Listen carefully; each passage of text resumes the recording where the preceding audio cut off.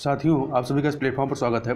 यहाँ पर हम लोग उत्तर प्रदेश पीसीएस 2021 जिसकी प्रारंभिक परीक्षा अक्टूबर 2021 में होना निर्धारित है, उसके लिए टेस्ट देख रहे हैं। आज के दिन जो टेस्ट हम लोग देखेंगे, यह दृष्टि आईएएस जो कोचिंग है उनके द्वारा जो पीसीएस 2021 के लिए टेस्ट सीरीज चलाई गई है, उसी में से एक टेस्ट को यहाँ पर हम लोग पूरी व्याख्या के साथ देखेंगे। तो चलिए प्रारंभ करते हैं।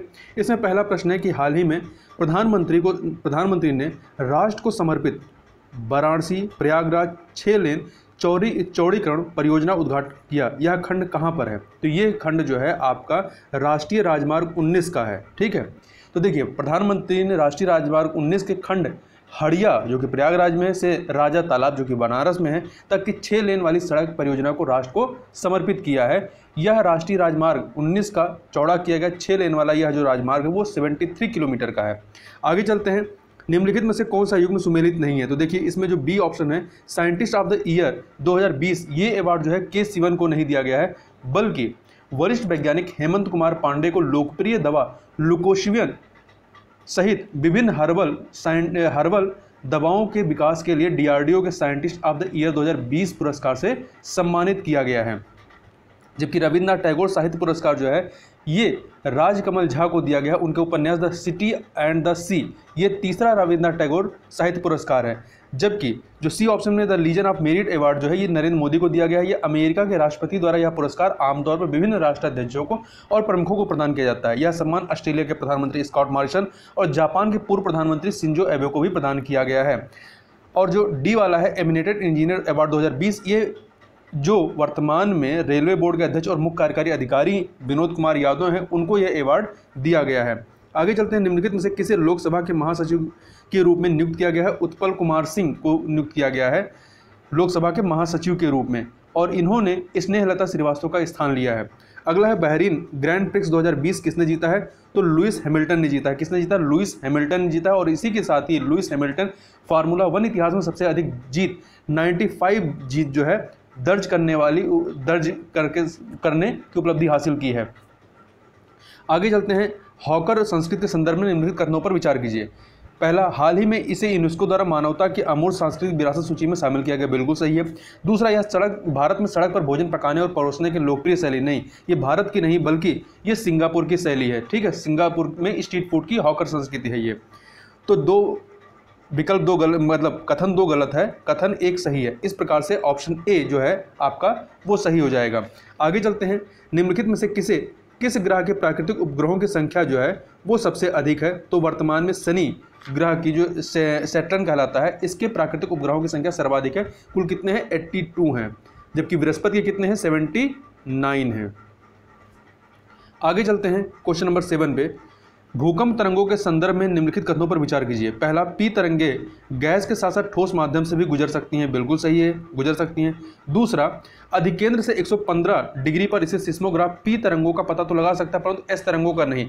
यहाँ पे जो ये 115 डिग्री दिया गया ये नहीं होना चाहिए। 143 से 150 है, 143 डिग्री से 150 डिग्री से परे स्थित सिस्मोग्राफ जो है पी तरंगों के आगमन को तो दर्ज कर सकते हैं, लेकिन एस तरंगों को दर्ज नहीं कर पाते हैं। इस प्रकार से अधिकेंद्र से 103 से 105 डिग्री और 143 से 150 डिग्री के बीच में के क्षेत्र को छाया क्षेत्र के रूप में चिन्हित किया गया है। तो दूसरा वाला कथन आपका सही नहीं। इस प्रकार से ऑप्शन ए जो है केवल कथन 1 ये सही हो जाएगा। अगला है, निम्नलिखित में से कौन सी सबसे लंबी पर्वतमाला है? तो एंडीज पर्वतमाला जो कि दक्षिण अमेरिका में है, ये सबसे लंबी पर्वतमाला है। अगला है, किम्बरले पठार कहाँ स्थित है? तो ये आपका ऑस्ट्रेलिया में, उत्तरी पश्चिमी ऑस्ट्रेलिया में स्थित है। अगला है, भारत का वास्तविक विस्तार क्षेत्र उत्तर से दक्षिण और पूर्व से पश्चिम कितना है? तो ये जो है आपका 3214 किलोमीटर उत्तर से दक्षिण लंबाई है, और पूर्व से पश्चिम लंबाई जो है 2933 किलोमीटर है। आगे चलते हैं। निम्नलिखित में से कौन सा युग्म सुमेलित नहीं है? तो देखिए काठियावाड़ तट गुजरात सही है, मालाबार तट केरल सही है, कोंकण तट जो है कर्नाटक वाला हिस्सा नहीं है, बल्कि ये महाराष्ट्र वाला जो हिस्सा होता है वो कोंकण तट में आता है, जबकि गोवा, कर्नाटक, केरल ये मालाबार तट के तट में आ जाते हैं, और कोरोमंडल तट आपका तमिलनाडु है ही है। तो सी ऑप्शन आपका सही नहीं है। अगला है, भारत में प्रमुख द्वीप समूहों के संबंध में निम्नलिखित कथनों में से कौन सा कथन सही नहीं है? तो देखिए इसमें जो आप बी ऑप्शन देखिए, अंडमान एवं निकोबार द्वीप समूह को 12 डिग्री चैनल द्वारा अलग किया जाता है, नहीं 12 डिग्री नहीं 10 डिग्री चैनल के द्वारा अलग किया जाता है, जबकि और तीनों जो है कथन सही है। कथन 1 ए जो है बंगाल खाड़ी द्वीप समूह में लगभग 572 द्वीप हैं, सही है। अरब सागर द्वीप 8 से 12 डिग्री उत्तरी अक्षांश एवं 71 से 74 डिग्री पूर्वी देशांतरों के मध्य फैले हुए, ये भी सही है। और डी संपूर्ण लक्षद्वीप समूह प्रवाल क्षेत्र निक्षेप से बना, ये भी सही है। आगे चलते हैं क्वेश्चन नंबर 13 पे। नीचे दो कथन दिए गए हैं, कथन और कारण वाला। कथन है कि स्वच्छंद उद्योग अर्थात फूडलूज उद्योग केवल विशेष स्थानों पर स्थित होते नहीं, ये विविध स्थानों पर स्थित होते हैं, केवल विशेष स्थानों पर नहीं। तो आपका कथन जो है गलत हो गया। कारण, वे किसी विशिष्ट कच्चे माल, वेट लूजिंग माल या अन्य पर निर्भर नहीं करते हैं, बिल्कुल सही है। तो इस प्रकार से आपका कथन तो गलत है परंतु कारण सही है। तो इस प्रकार से डी ऑप्शन आपका सही हो जाएगा। अगला है, निम्नलिखित में से किसने भारत में हरित क्रांति का भारत में हरित क्रांति का जनक कहा जाता है, किसको? तो MS स्वामीनाथन को। डी ऑप्शन आपका सही हो जाएगा। अगला है, निम्नलिखित में से कौन सा युग्म सुमेलित नहीं है? तो इसमें आप देखिए पोमोलॉजी जो है सब्जियों की खेती को नहीं कहते। पोमोलॉजी जो होती है फलों की खेती होती है, जबकि सब्जियों की खेती ओलेरीकल्चर कहलाती है। जबकि अन्य जो है एपी कल्चर मधुमक्खी पालन, पीटी कल्चर अंगूर खेती, पीसी कल्चर मछली पालन, ये सही है। अगला है, इन्वेस्ट इंडिया को वर्ष 2020 के संयुक्त राष्ट्र निवेश संवर्धन पुरस्कार 2020 का विजेता घोषित किया गया है। ये किसके द्वारा यह पुरस्कार दिया गया? व्यापार एवं विकास पर संयुक्त राष्ट्र का सम्मेलन अर्थात अंकटाड के द्वारा यह दिया गया है। आगे चलते हैं। यहाँ पे एक तरफ महत्वपूर्ण दिवस है और तिथि से सुमेलित करना। तो दो आपका राष्ट्रीय प्रदूषण नियंत्रण दिवस, ये आपका कब होता है? तो ये है आपका 2 दिसंबर को। कब होता है? 2 दिसंबर को। और राष्ट्रीय गणित दिवस जो है ये आपका 22 दिसंबर को होता है। मानव अधिकार दिवस आपका 10 दिसंबर होता है और राष्ट्रीय किसान दिवस होता है 23 दिसंबर को होता है। इस प्रकार से आपका बी ऑप्शन 2431 सही हो जाएगा। अगला है, प्रधानमंत्री द्वारा 29 दिसंबर 2020 को पूर्वी समर्पित फ्रंट कॉरिडोर EDFC के महत्वाकांक्षी फाऊपुर न्यू खुर्जा खंड का उद्घाटन किया गया है। कहाँ पर ये उद्घाटन किया गया है? उत्तर प्रदेश में। कहाँ पर? उत्तर प्रदेश में किया गया है। और यह नया खंड जो है आपका अलीगढ़, खुर्जा, फिरोजाबाद, आगरा और भाऊपुर, अलीगढ़, खुर्जा, फिरोजाबाद, आगरा और भाऊपुर के औद्योगिक क्षेत्रों को उस क्षेत्र के प्रमुख विकास केंद्र बनाने में मदद करेगा। अगला है, निम्नलिखित में से किस देश के साथ बांग्लादेश ने अपने पहले अधिमान्य व्यापार समझौते PTA पर हस्ताक्षर किए हैं? PTA preferential trade agreement.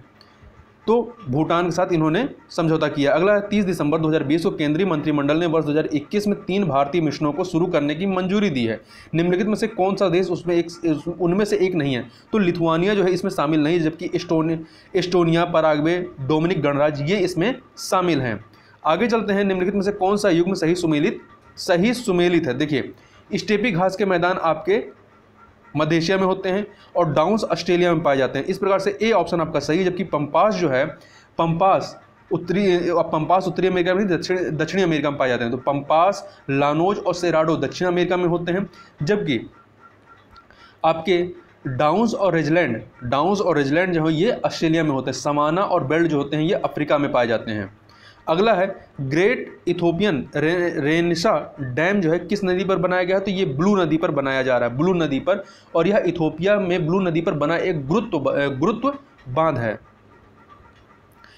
लोमुआमुआ शब्द हाल ही में चर्चा में था, यह किससे संबंधित है? तो यह इंटरस्टेलर ऑब्जेक्ट से संबंधित है। ठीक है, अंतर तारकीय पिंड से संबंधित, जिसे सौर प्रणाली से गुजरते हुए देखा गया अभी हाल ही में। अगला है क्वेश्चन नंबर 24 देखते हैं। निम्नलिखित में से कौन सी जो है ठंडी महासागरीय धाराएं हैं? तो देखिए, ओयाशियो और लेब्राडोर ये आपकी ठंडी धाराएं हैं, जबकि अंगुलहास और क्यूरोशियो जो है गर्म धाराएं हैं। तो इस प्रकार से आपका 3 और 4 बी ऑप्शन सही हो जाएगा। अगला है, राष्ट्रीय राजमार्ग, राष्ट्रीय जलमार्ग और उनके विस्तार को यहाँ पर हमें सुमेलित करना है। तो देखिए, राष्ट्रीय जलमार्ग 2 जो है ये सदिया धुबरी के मध्य में है। राष्ट्रीय जलमार्ग 3 जो है आपका कोल्लम से कोट्टपुरम के बीच में है। राष्ट्रीय जलमार्ग 4 जो है काकीनाड से पुंडुचेरी राष्ट्रीय जलमार्ग 1 जो है ये इलाहाबाद से हल्दिया के बीच में है। और राष्ट्रीय जलमार्ग 4 जो है ये काकीनाड से पुंडुचेरी के मध्य में है। इस प्रकार से डी ऑप्शन आपका 4213 ये सही हो जाएगा। अगला है, उष्णकटिबंधीय अभिसरण क्षेत्र ITCJ के संदर्भ में निम्नलिखित कथनों में से कौन सा सही नहीं है? तो देखिए, पहला वाला कथन पढ़िए, यह एक उच्च दबाव वाला क्षेत्र है। नहीं, यह एक निम्न दबाव वाला क्षेत्र होता है।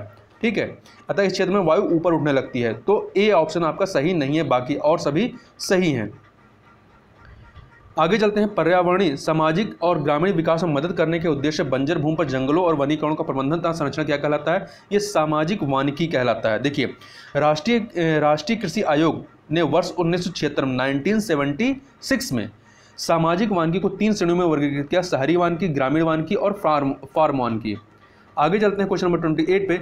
यहाँ पे फिर कथन कारण वाले हैं। तो कथन है आपका, दक्षिण भारत में ग्रीष्म ऋतु उत्तर भारत से अधिक तीक्ष्ण होती है। ये कथन गलत है, ठीक है, क्योंकि दक्षिण भारत में ग्रीष्म ऋतु मृदु होती है तथा उत्तरी भारत जैसी प्रखर नहीं होती है। कारण देखें, दक्षिणी भारत की प्रायद्वीपीय स्थित समुद्र के समकारी प्रभाव के कारण यहाँ के तापमान को उत्तरी भारत के प्रचलित तापमानों से नीचे रखती है, अतः दक्षिण में तापमान जो है 26 से 32 डिग्री सेल्सियस के बीच बना रहता है। तो कारण सही है, कथन आपका गलत है। तो इस प्रकार से डी ऑप्शन आपका सही हो जाएगा। अगला है, कोपेन की योजना के अनुसार अब AWO निरूपित करता है। किसे निरूपित करता है? तो ये उष्णकटिबंधीय समाना को निरूपित करता है। कर्क रेखा निम्नलिखित में किस राज्य से होकर नहीं गुजरती है? तो उड़ीसा से होकर नहीं गुजरती है। और कर्क रेखा भारत में 5 राज्यों से होकर के गुजरती है। अगर इसको आप पश्चिम से पूर्व की तरफ, पश्चिम से पूर्व इसका क्रम देखें तो पश्चिम में गुजरात, फिर इससे पूर्व चलिए राजस्थान, मध्य प्रदेश, छत्तीसगढ़, झारखंड, पश्चिम बंगाल, त्रिपुरा और मिजोरम, इससे होकर के यह गुजरती है। अगला है, हाल ही में विश्व धरोहर स्थलों की सूची में ग्वालियर और ओरछा को शामिल करने के साथ भारत में यूनेस्को की विश्व धरोहर स्थलों की कुल संख्या कितनी हो गई है?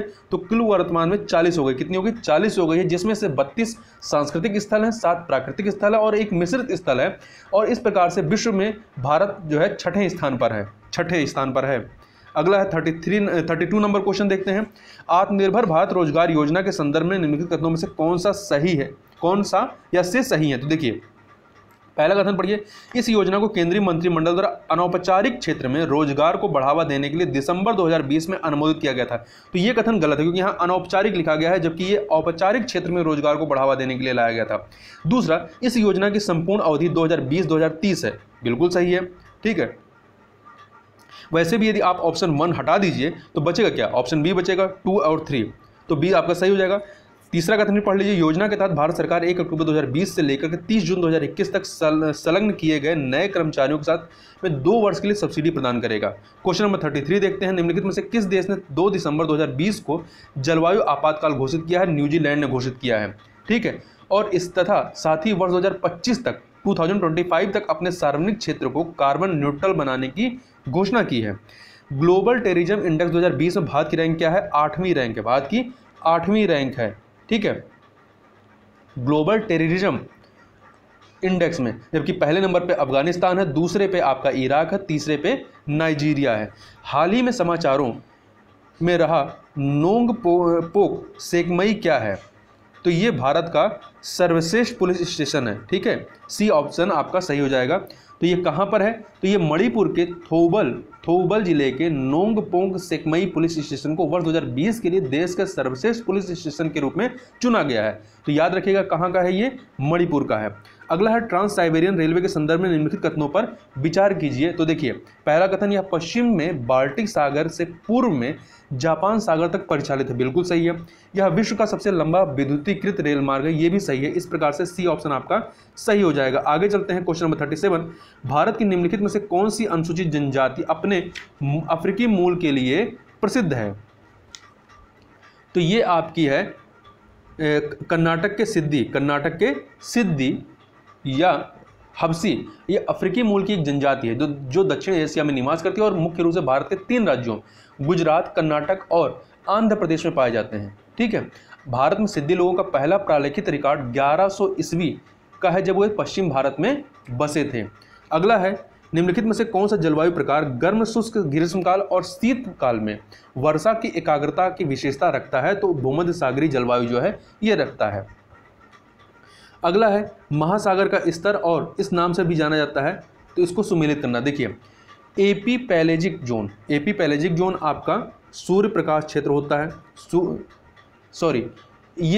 एपी पैलेजिक जोन जो होता है ये सूर्य प्रकाश क्षेत्र होता है, जबकि मेसो पैलेजिक जोन जो होता है ये आपका गोधूली क्षेत्र होता है।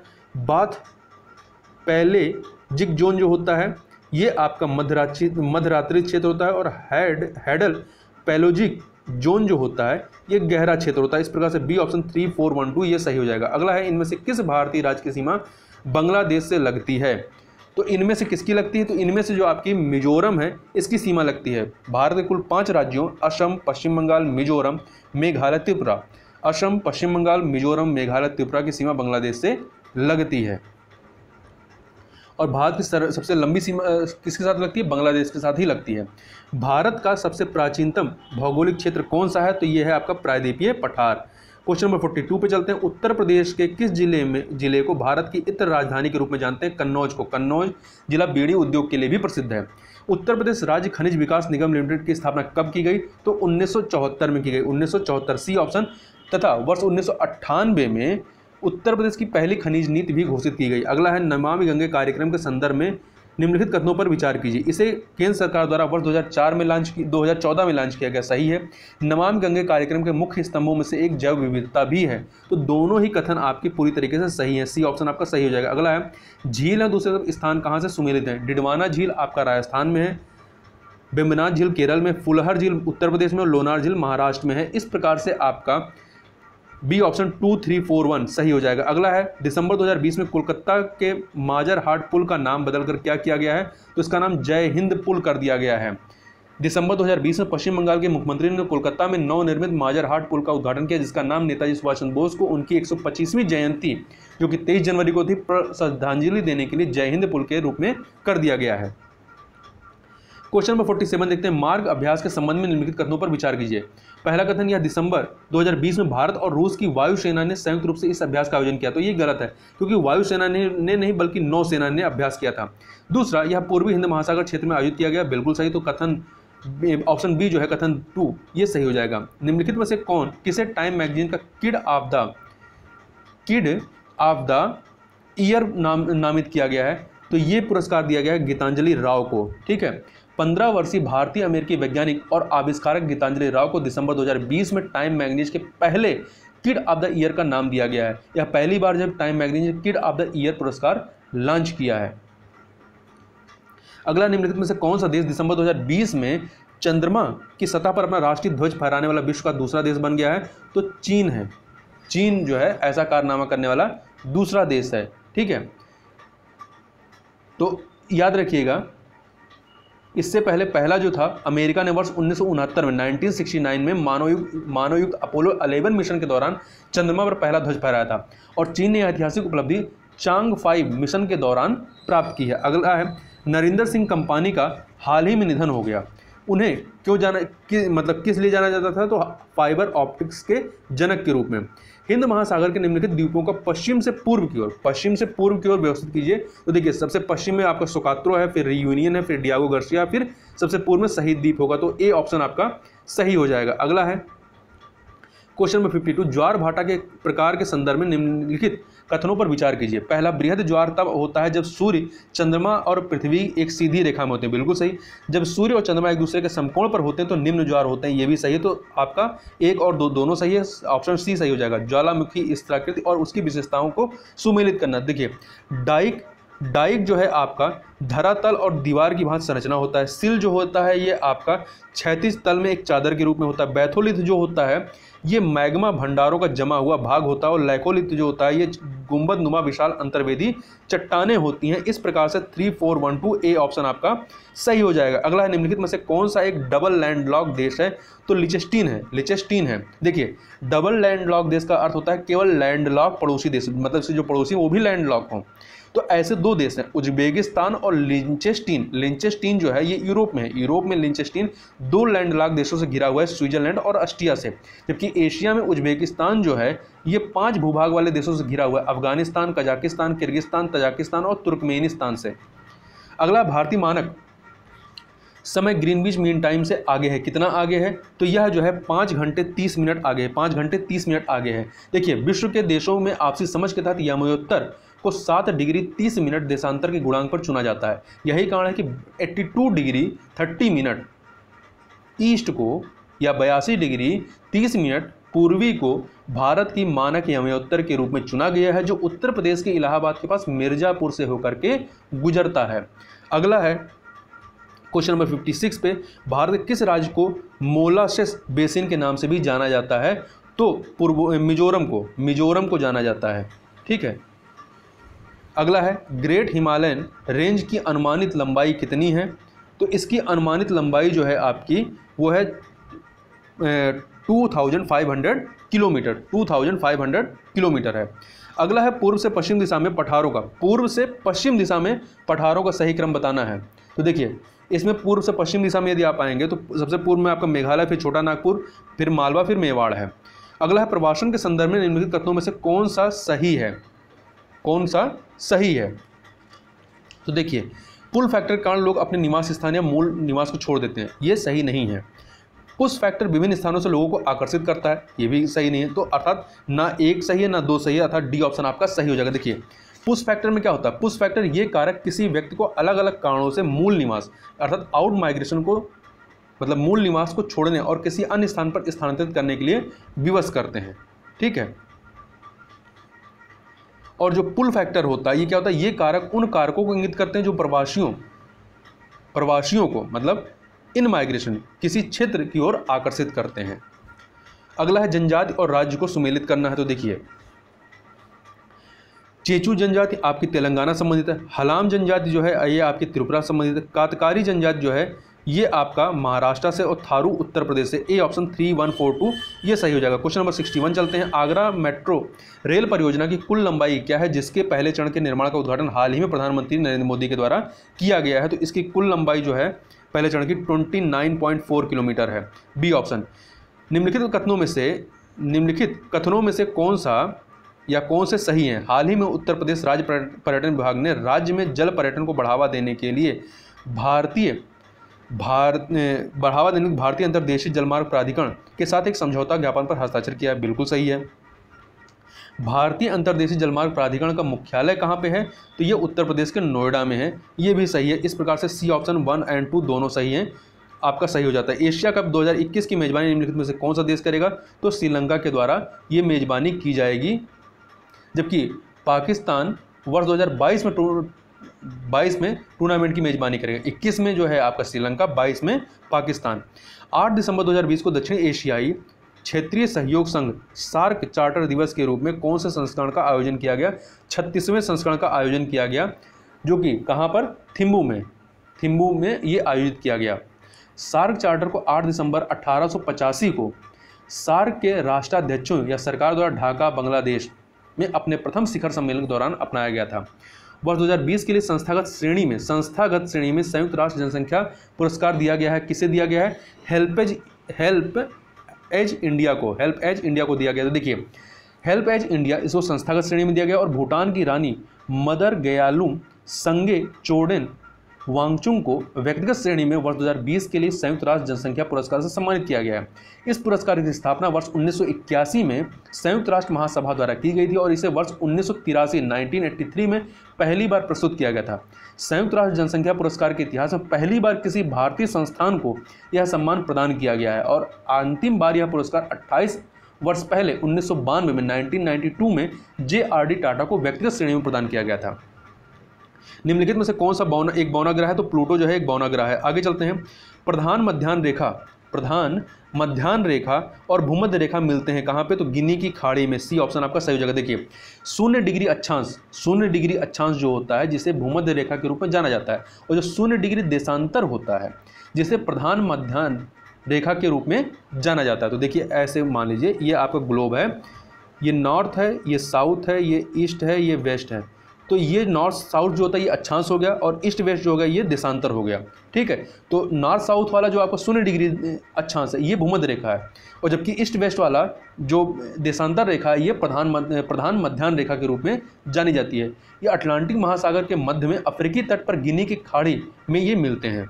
अगला है मृदा और उससे संबंधित जलवायु क्षेत्र को यहाँ पर हमें सुमेलित करना है। तो देखिए लैटेराइट जो है आपका, लैटेराइट ये आपका गर्म और आर्द्र से जलवायु क्षेत्र होता है। चेस्टनट जो है ये आपका अर्ध शुष्क क्षेत्र होता है। पोर्टजोल जो होता है ये आपका आर्द्र शीतोष्ण क्षेत्र होता है, और चेरनोजम जो है ये आपका शीतोष्ण कटिबंध क्षेत्र होता है। इस प्रकार से आपका आपका सी ऑप्शन 2413 ये सही हो जाएगा। आगे चलते हैं। शैलों के प्रकार के संदर्भ में निम्नलिखित कथनों पर विचार कीजिए। पहला, अग्नेय शैलों को प्राथमिक शैल भी कहा जाता है, बिल्कुल सही। दूसरा, कायांतरित शैलों के मूल रूप में परिवर्तन उच्च ताप और दाब के कारण होता है, ये भी सही है। तो अर्थात 1 और 2 दोनों सही है। सी ऑप्शन आपका सही हो जाएगा। पेंगोंग तोशो झील के संदर्भ में निम्नलिखित कथनों में से कौन सा सही नहीं है? देखिए, यह केंद्र शासित प्रदेश लद्दाख में स्थित है, बिल्कुल सही है। यह लगभग 4350 मीटर की ऊंचाई पर स्थित है, यह भी सही है। यह विश्व की सबसे ऊंची खारे पानी की झील है, यह भी सही है। डी ऑप्शन, झील का 1/3 हिस्सा चीन में, बाकी 2/3 हिस्सा भारत में। नहीं, देखिए, यह लगभग 160 किलोमीटर तक फैली है और इसका 1/3 हिस्सा भारत में, जबकि 2/3 हिस्सा जो है, बाकी 2/3 वो चाइना में है। तो डी ऑप्शन आपका सही नहीं है। अगला है, निम्नलिखित में से कौन सा भारत में एकमात्र सक्रिय ज्वालामुखी बैरन द्वीप, जो कि आपका अंडमान सागर में स्थित है। आगे चलते हैं, क्वेश्चन नंबर 72। एक पेड़ की शाखाओं जैसी दिखने वाली अपवाह तंत्र प्रणाली को क्या कहा जाता है? तो इसे वृक्षाकार डेंट्रिक जो है अपवाह तंत्र प्रणाली कहा जाएगा। यहाँ फिर कथन कारण वाला प्रश्न। कथन में है कि सुनामी का प्रभाव महासागर में कम और तट के निकट अधिक होता है, बिल्कुल सही। कारण महासागर में तरंगों की गति जल की गहराई पर निर्भर करती है। तो इस प्रकार से दोनों ही सही है और व्याख्या भी कर रहा है। अगला है, उत्तर प्रदेश के निम्नलिखित शहरों में से कौन सा शहर यमुना के नदी के तट पर स्थित नहीं है? तो बांदा जो है यमुना नदी के तट पर स्थित नहीं है, यह केन नदी के तट पर स्थित है। सूती वस्त्र उद्योग के संदर्भ में निम्नलिखित कथनों में से कौन सा सही है? देखिए, वर्ष 1854 में 1854 में अहमदाबाद में पहली आधुनिक कपास मिल की स्थापना की। यह बिल्कुल गलत है, क्योंकि 1854 में मुंबई में, अहमदाबाद में नहीं बल्कि मुंबई में पहली आधुनिक कपास मिल की स्थापना की गई। तो पहला गलत है, पहला जहां है उसको हटा दीजिए। तो ए ऑप्शन और डी ऑप्शन आपका डिलीट हो जाएगा। तो बी या सी में से कोई सही होगा। तो देखिए, विनिर्माण प्रक्रिया में कपास का वजन कम नहीं होता, बिल्कुल सही है। तो 2 सही है। तीसरा, उत्तर प्रदेश में कानपुर सूती वस्त्र उद्योग का सबसे बड़ा केंद्र है, तीसरा भी सही है। तो इस प्रकार से आपका 2 और 3 दोनों सही है। तो यहाँ पर हम लोग 75 क्वेश्चन को कंप्लीट किए। तो इससे आगे के जो 75 क्वेश्चन होंगे उसको हम लोग नेक्स्ट वीडियो में कवर कर लेंगे, जिससे कि वीडियो लंबा ना हो। तो इस वीडियो में बस इतना ही। मिलते हैं नेक्स्ट वीडियो में, तब तक के लिए बहुत बहुत धन्यवाद।